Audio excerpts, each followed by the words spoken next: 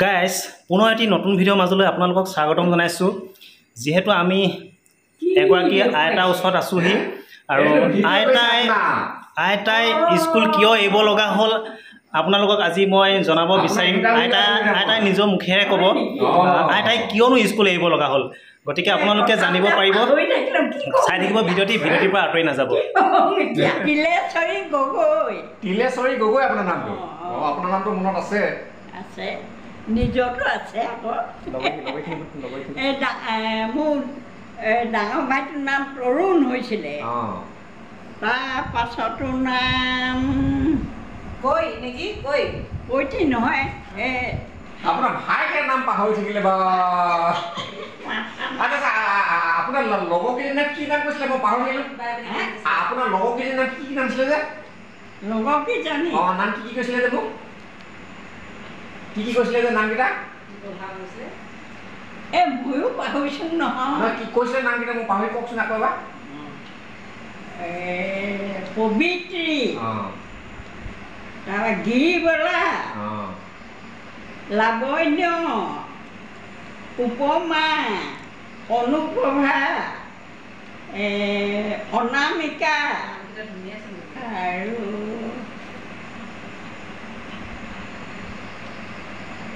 ইমানে আছিলে নেকি? আৰু আছিলে পাহৰিছোঁ নামবোৰ। সিহঁতে আছে নাই এতিয়া?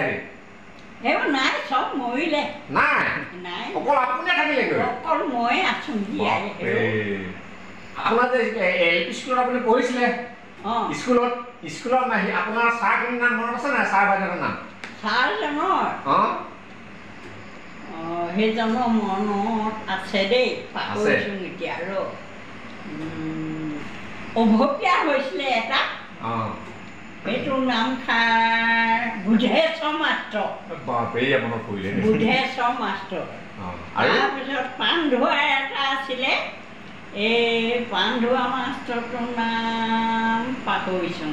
অকল দুজন আছিলে নেকি? দুজন আছিলে স্কুলত। হাইস্কুলত গাৰ্লছ স্কুলত গৈছিলে আপুনি? গাৰ্লছ স্কুলত মনত নাই, অকল এই আমাৰ বোৱাৰী দদায়েকটোহে নামখা মনত আছিলে, এতিয়া পাহৰিছোঁ। আপোনাৰ হাইস্কুল কিমান দিন গ'ল যে? 4 মাহ গ'লোঁ। 4 মাহ গ'ল? 4 মাহ দিন আপুনি বিদায় দিলে স্কুল? তাৰপৰা মোৰ ভাইটো এই ভীমগড় কাটিবলৈ গৈছিলে, ওপৰত কলগছ কাটি উঠি গৈছিলে। তেতিয়া সি পৰি আহিলে, এই জেওৰা খুটি এটি কাঠ শিঙি ধৰিলে। শিঙি ধৰাৰ পাছত সি ওলাই আহিলে। ওলাই অহাৰ পাছত তাক মেডিকেল লৈ গ'ল। এই মেডিকেল যোৱাৰ পাছৰ পৰা মই স্কুল নাই যোৱা। তাৰপৰা নগ'লা আপুনি স্কুল? নগ'লোঙেই। সি আকৌ আহি পঢ়িলেই। আপুনি নপঢ়িলে? মই নপঢ়িলোঁ।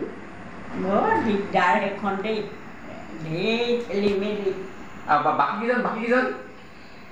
বাকী আৰু 2-3জন আছিলে আপোনাৰ ভাই?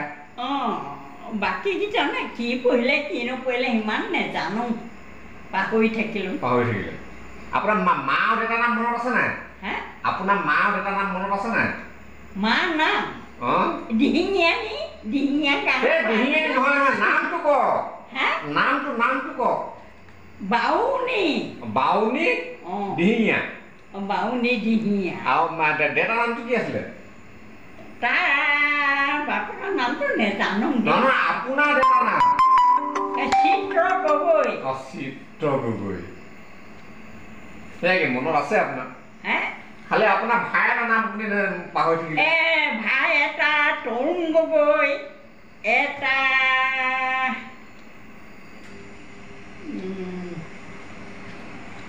পাহৰিছোঁ দেই। বয়সটো মই নেজানো দেই। 000 নেকি?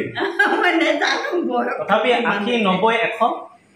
কিমান জন্ম হৈছিলে? কিমান চনত? মোৰ মনত নাই।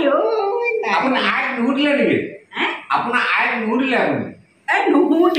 গাইজ, যিহেতু আপোনালোকে ভিডিঅ'টি চাই আছে, মই আপোনালোকক ক'ব বিচাৰোঁ, হয়তো আপোনালোকে দেখিও হয়তো চাগে গম পাব, অনুমান কৰিব পাৰিব আইতা মিনিমাম বয়স কিমান হ'বগৈ পাৰে। আমি অনুমান কৰিছোঁ প্ৰায় 90 ওচৰাচি আইতা হৈ গ'ল বয়স। যি কি নহওক আপোনালোকে অনুমান কৰিব আপোনালোকৰ মতে কিমান আইতাৰ বয়স হ'ব পাৰে। নিশ্চয় আপোনালোকে কমেণ্ট বক্সত জনাব বুলি মই আশা কৰিলোঁ। আৰু আইতাই স্কুল এৰা কাহিনী এয়াই আছিল, আপোনালোকক দেখুৱালোঁ আজি এই সন্ধিয়া বেলিকা। আৰু এয়া মোৰ লগত আছে দাদাই বহুত কুৱেশ্যন কৰিলে, বহুত কথা উলিয়াব চেষ্টা কৰিলে আইতাৰ মুখৰ পৰা। তো ভাল লাগিল আইতাক লগ পাই কিনে। আইতাক পুনৰ লগ পোৱা আশাৰে আমি আইতাৰ পৰা বিদায় ল'ব বিচাৰিছোঁ। আৰু লগতে আপোনালোকৰ পৰাও পুনৰ এটি নতুন ভিডিঅ'ত আকৌ লগ পোৱা আশাৰে আপোনালোকৰ পৰা ইমানতে বিদায় লৈছোঁ। ধন্যবাদ।